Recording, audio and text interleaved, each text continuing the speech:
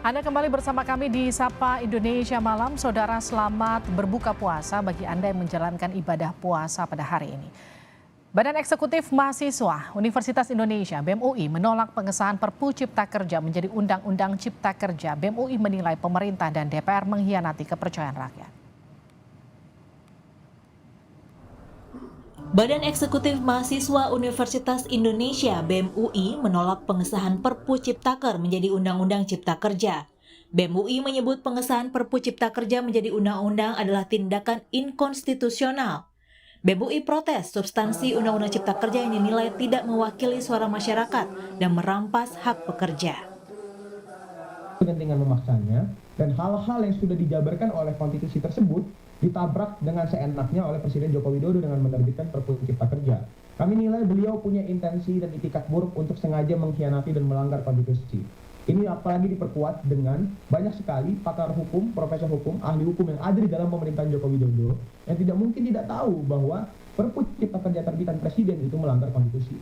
Yang lebih membuat kami marah lagi adalah Perpu Cipta Kerja yang sudah jelas-jelas inkonstitusional tersebut malah disahkan oleh DPR, Dewan yang seharusnya mewakili suara kami, dari mana unsur korupsinya dan lain sebagainya gitu. Saya rasa anggota Dewan Perwakilan Rakyat sekarang lebih paham daripada saya, bisa melihat betul Perpu Cipta Kerja ini dampak negatifnya dari mana gitu.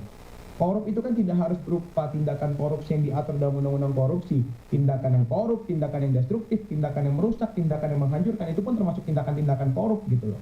Saya ingin mengingatkan betul seluruh anggota Dewan Perwakilan Rakyat tadi gitu loh, bahwa konten yang kami buat, hal-hal yang kami publikasi ada bentuk kritik yang keras yang harus dimaknai sangat jauh. DPR RI mengesahkan Undang-Undang Cipta Kerja pada sidang paripurna Selasa 21 Maret lalu. Apakah rancangan undang-undang tentang penetapan peraturan pemerintah pengganti undang-undang Perpu nomor 2 tahun 2022 tentang Cipta Kerja menjadi undang-undang dapat disetujui untuk disahkan menjadi undang-undang? Mayoritas fraksi setuju dengan pengesahan Undang-Undang Cipta Kerja, hanya fraksi Partai Demokrat dan fraksi PKS yang menolak. Pengesahan Undang-Undang Cipta Kerja saat paripurna sempat diwarnai interupsi dan aksi walkout fraksi Demokrat dan PKS.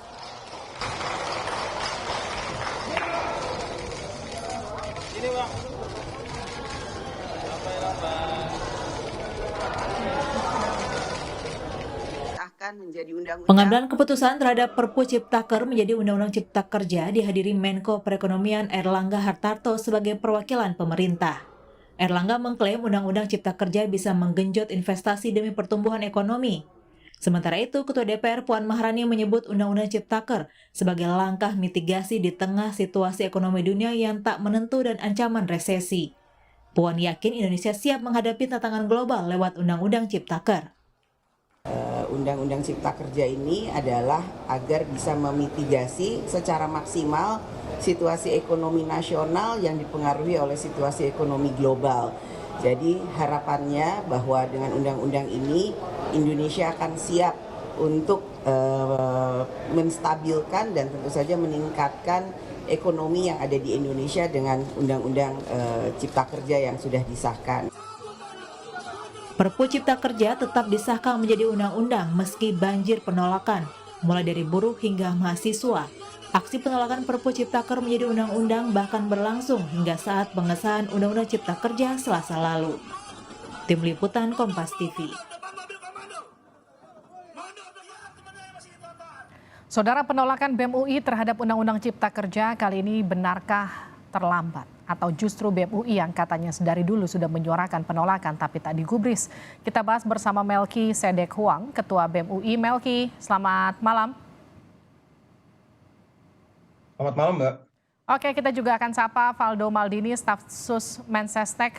Bang Valdo, selamat malam. Malam, Mbak Alivina. Malam, ya. Bung Melki. Bang Valdo ini juga pernah menjabat sebagai Ketua BEM UI tahun 2004, betul ya Bang Valdo ya? 2012, Mbak. 2012, oke. Saya ke Bang Valdo dulu ya, Melki. Anda sebagai mantan Ketua BEM UI, tapi sekarang kan di pemerintahan. Sempat dibaca di media online BEM UI partisipasinya menurut Anda tak bermakna dan narasinya seperti didanai pihak asing. Kenapa begitu? Ya, gini Mbak Livina, kita tahu bahwa memang BEM UI itu mahasiswanya pintar gitu, dan pikirannya juga berbeda dan kita menghormati itu. Ya silakan saja, faktanya kan semua sudah diselenggarakan sesuai dengan prinsip, sesuai dengan prosedur terkait hal ini. Ya tapi kadang memang ada kenaifan ya yang kami kira terkait dengan apa yang dilakukan gitu. Jadi ya yang kami sedihkan itu kadang-kadang narasi itu nggak jauh beda sama narasi yang biasanya saya hadapi di politik gitu loh Mbak Livina gitu loh. Nah jadinya ya partisipasi sudah dilakukan dan Satgas Ciptaker juga udah setiap hari keliling kemana-mana gitu. Jadi kalau saya teman-teman nggak ikut, berarti ini nggak partisipatif. Kan nggak kayak gitu kita melihat sebuah produk hukum gitu loh. Jadi ya kalau memang peduli, makanya kami tekankan lagi ya sejak kemarin-kemarin kemana aja gitu loh. Oh ya ada masalah ini itu ya, ini tetap berjalan gitu. Jadi ya kalau cuma teriak-teriak ya silahkan, tentunya itu yang bisa dilakukan oleh teman-teman mahasiswa, kita menghormati itu dan kita mendorong juga. Tapi kalau itu cuma kemampuan terbaik BEM UI, ya kami kira BEM UI bisa lebih jauh dan lebih baik daripada hal ini. Kenapa kemudian Anda sempat bilang, kalau tadi Anda bilang narasinya seperti yang Anda sering ditemui di perpolitikan tanah air. Kalau saya luruskan kalimatnya asal bukan Jokowi demi 2024. Kenapa begitu Bang Faldo? Keras sekali. Ya maksudnya ini kan BEM UI loh Mbak Livina. Kita tahu ini lembaga yang isinya orang-orang hebat gitu, orang-orang terbaik gitu. Dan saya yakin ketua BEM-nya juga pasti yang terbaik gitu loh. Jadi ekspektasi dan harapannya pasti jauh lebih besar dibandingkan sekedar ribut. Tapi ya terlepas dari itu gitu. Saya juga nggak ngomong saya juga baca jawaban Bung Melki gitu loh. Ya saya nggak bicara soal BEM UI disusupi asing, jadi ya nggak sepenting itu juga buat asing nyusup-nyusup ke BEM gitu loh. Tapi ya jangan over value lah sama diri sendiri. Yang jelas saya berharap tentunya ya baca dan pahami dengan benar, jangan sampai ya berjaraklah dengan mahasiswa lainnya karena tidak merasa terwakili. Karena gini, bicara soal UU Ciptaker ini kan bicara soal lapangan kerja. Mayoritas mahasiswa yang setelah lulus itu pasti akan mencari kerja gitu, yang layak, yang baik setelah kuliah. Jadi ini kita berbicara atas nama siapa gitu. Kan itu yang penting untuk kita pertimbangkan dan kita perhitungkan. Melki silakan ditanggapi. Oke, jika dikatakan bahwa selama ini BEM UI kemana saja, saya ingin sampaikan bahwa sebenarnya narasi untuk menolak Cipta Kerja ini merupakan narasi yang konsisten dari teman-teman BEM UI beserta seluruh elemen, tidak hanya mahasiswa, termasuk juga teman-teman kelas pekerja, buruh, nelayan, petani, dan lain sebagainya. Ini adalah narasi konsisten yang kita gaungkan dari tahun 2020. Sejak pembahasannya masih sangat tidak partisipatif, sejak masih draftnya tidak mau dibuka dan tidak transparan, sejak dia disahkan malam-malam ketika penolakannya sedang kencang-kencangnya di tahun 2020 gitu loh. Kemudian kita dihadiri dengan putusan MK yang mengatakan bahwa Cipta Kerja itu, Omnibus Law Cipta Kerja itu inkonstitusional bersyarat, tapi di awal tahun ini kita kembali dihadiahi hadiah tahun baru yang sama sekali tidak menyenangkan kalau menurut kami. Adanya Perpu Cipta Kerja yang bagi kami adalah itikat buruk Presiden Jokowi untuk sengaja mengangkangi konstitusi. Kenapa saya katakan sebagai itikat buruk? Karena tidak mungkin Presiden Jokowi tidak tahu bahwa tindakannya dalam membuat Perpu Cipta Kerja tersebut inkonstitusional. Tidak mungkin juga seluruh pakar hukum, seluruh profesor hukum, seluruh ahli hukum yang ditempatkan Jokowi di dalam kabinetnya tersebut tidak mengingatkan bahwa tindakan beliau dalam menerbitkan Perpu Cipta Kerja tersebut melanggar pasal 22 Undang-Undang Dasar 1945 gitu. Sehingga bagi kami ada itikat buruk dari kekuasaan saat ini Presiden Jokowi untuk menerbitkan Perpu Cipta Kerja yang jelas-jelas inkonstitusional, mengangkangi konstitusi. Namun yang lebih parahnya lagi, tindakan ini diamini, diiyakan oleh seluruh isi anggota Dewan Perwakilan Rakyat yang bukannya mewakili suara-suara kita untuk menolak produk hukum inkonstitusional ini, tapi malah ikut-ikutan menyetujui, mengesahkan, sehingga bagi kami, publikasi kami ini adalah bentuk kemarahan yang luar biasa, bentuk kekecewaan kami, dan kami menghimbau pada masyarakat untuk jangan lagi percaya pada Dewan Perwakilan Rakyat. Karena bagi kami, Dewan Perwakilan Rakyat tidak pantas lagi menyandang nama Dewan Perwakilan Rakyat. Mungkin lebih cocok diganti namanya di Dewan Perampok Rakyat, Dewan Penindas Rakyat, atau Dewan Pengkhianat Rakyat, karena substansi berupa produk hukum inkonstitusional yang mereka sahkan kemarin itu jelas-jelas melanggar hak-hak masyarakat, merugikan kelas pekerja, dan juga mengganggu kesejahteraan rakyat banyak. Mungkin begitu yang bisa saya sampaikan. Ini yang kemudian juga mendorong Anda menyebut DPR korup, tidak on the track begitu, Melki? Betul, karena korup itu tidak harus dimaknai tindakan korupsi sesuai undang-undang korupsi dan lain sebagainya. Tindakan korup itu bisa juga tindakan merusak, tindakan mengacaukan dan lain sebagainya. Saya teringat kata-katanya Lord Acton gitu. Power tends to corrupt, absolute power corrupt absolutely. Beginilah jika kekuasaan tersebut tidak diawasi dengan baik oleh DPR. DPR hanya menjadi dewan perwakilan paduan suara lagu setuju dari apapun yang dilakukan oleh pemerintah. Begitu yang akan kami maksudkan lewat publikasi kami. Dewan Paduan Suara Lapis 7, Bang Faldo, tanggapi? Ya, saya nggak ngerti itu maknanya apa gitu, metaforanya apa. Tapi ya yang jelas ada kebutuhan untuk kepastian hukum dari beberapa program-program yang juga berjalan. Prosesnya kita lakukan secara benar, secara formalnya benar, secara prosedurnya benar gitu. Ya terlepas dari kritikan dari teman-teman mahasiswa, ya silakan dicari ya apa yang dilakukan oleh Satgas Ciptaker terus berjalan.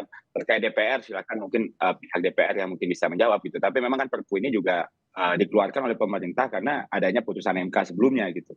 Nah jadi yang penting bagi kami adalah jangan sampai apa yang disampaikan oleh kawan-kawan gitu tidak relate dengan apa yang permasalahan yang benar-benar terjadi di saat ini gitu. Ya kita bisa berdebat lah proses hukum, ada profesor A, B, C, D dan lain-lain gitu. Tapi terlepas dari itu pesan saya ya jangan sampai narasi-narasi yang disampaikan oleh BEM UI yang kita harapkan, saya yakin bisa lebih dari ini, kira-kira begitu. Ya, jadi baiknya bagaimana kemudian BEM UI harusnya bersuara jika menemukan sesuatu yang tak sesuai, Bang Faldo? Ya silakan aja untuk terus bersuara, cari format yang benar, tapi jangan sampai lupa bahwa ada banyak hal yang juga sudah dilakukan oleh pemerintah. Misalnya begini, BEM UI ingin mengkritik program pemerintah soal pemberian bantuan sosial misalnya. Kita udah melakukan. Jangan dibilang kita tuh nggak ngelakuin apa-apa gitu. Kritik prosesnya gitu. Nah itu yang mungkin juga sedang perlu untuk dipertimbangkan oleh kawan-kawan. Jadi going to the end of hasil dari apa yang dipikirkan teman-teman, saya kira bukan dengan benar kok.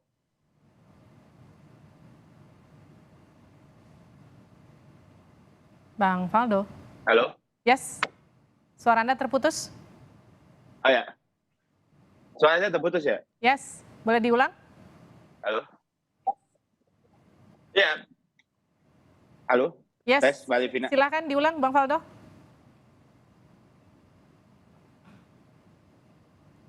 Ya, pokoknya dibaca dulu pernyataannya dengan benar. Sebelum bicara lebih banyak, ada baiknya dibaca lebih banyak dan lebih tepat. Jadi jangan sampai mahasiswa lainnya juga nanti semakin berjarak dengan teman-teman BEM soal lapangan kerja yang akan dihadapi oleh banyak mahasiswa ketika lulus nanti. Kira-kira begitu Mbak Livina. Oke, kira-kira begitu Melki. Jadi diminta untuk kemudian dibaca dulu lebih detail lagi apa kemudian isi-isinya dan apa poin-poin keberatannya Melki.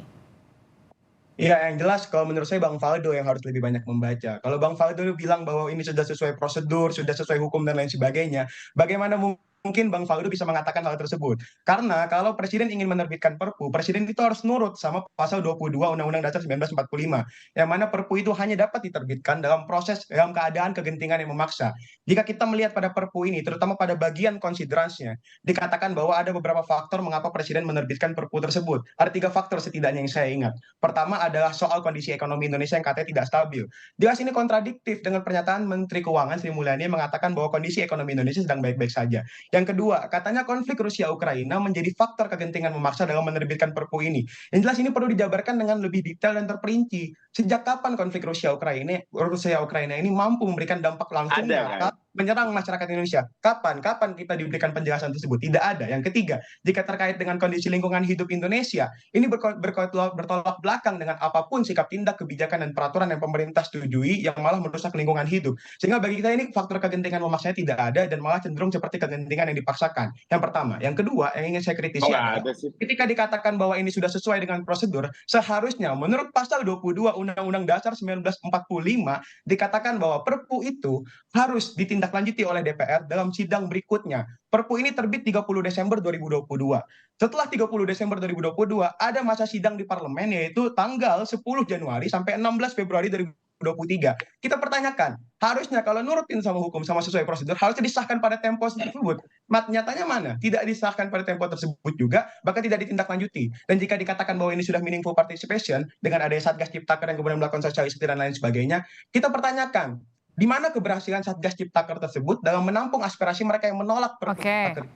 Nyatanya sampai sekarang Satgas Ciptaker hanya mampu mengais aspirasi dari mereka yang pro, dan bahkan kita tidak bisa ngomongin meaningful participation kalau produknya Perpu, karena Perpu itu hak prerogatif dan hak subjektif presiden yang kita tidak bisa masuk di dalamnya. Dan ketika dia sudah masuk ke DPR cuma punya dua opsi, menyetujui sepenuhnya atau menolak sepenuhnya. Tidak mungkin ada pembahasan bermakna di sana. Sehingga menurut saya untuk membahas pembahasan partisipasi bermakna dalam konteks Perpu itu sudah sangat salah besar gitu.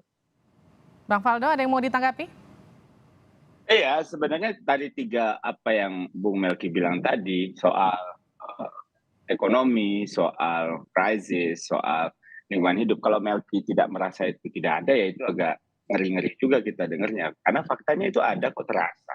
Dan kita melihat ekonomi dunia sekarang itu kondisinya juga tidak stabil, tidak hanya di Indonesia. Jadi kalau kita ingin menutup mata bahwa ini tidak terjadi, makanya saya bilang baca lagi, lihat lagi kondisinya dan sebagainya gitu. Jadi kalau saya tidak terjadi, ya mungkin Bung Melki tidak merasakan apa yang dirasakan saat ini oleh banyak orang, bahwa sekarang sedang terjadi banyak kejadian-kejadian di dunia. Mungkin Bung Melki perlu sedikit open lagi berita-berita yang ada gitu. Tapi terlepas dari itu, yang tak kalah jauh lebih penting adalah bagaimana kita melihat ini kan hal yang memang dilakukan dan dikerjakan karena pemerintah merasa ini penting sekali gitu. Kalau nggak penting pasti nggak akan digolkan ini gitu. Kalau teman-teman merasa tidak dilibatkan, ya nggak mungkin dong semuanya harus. Ya makanya saya tanya, partisipasi bermakna itu sudah dilakukan, Satgas Ciptaker tiap hari bikin kegiatan di semua daerah. Kalau teman-teman tidak pernah ikut, maka partisipasinya tidak jadi bermakna. Ya kan nggak begitu caranya. Sosialisasi itu bukan partisipasi. Kalau seandainya benar-benar peduli, kalau seandainya benar-benar care, ya monggo ikuti aja, sampaikan, datengin gitu loh Bung Melki. Tapi ya kalau cuma begini aja, monggo silahkan, nggak apa-apa. Apalagi kalau cuma itu kemampuan terbaik dari BEM UI. Kira-kira begitu. Baik. Singkat, Bung Melki, artinya ini sudah disahkan DPR menjadi undang-undang, lalu kemudian apa langkah selanjutnya? Apa yang bisa dilakukan BEM UI?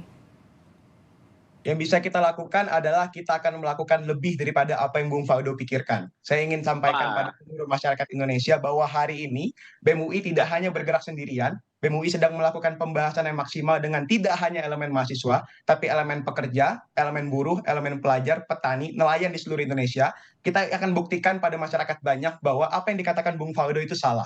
Jika Bung Faldo bilang cuma ketua BEM UI ataupun cuma BEM UI yang merasakan dampak-dampak tersebut tidak ada, kita ingin buktikan bahwa satu Indonesia merasakan bahwa kegentingan memaksa itu tidak ada dan justru malah kegentingan yang dipaksakan. Terima kasih Melki, terima kasih juga Bang Faldo telah bergabung bersama kami di Sapa Indonesia Malam. Terima kasih atas waktunya.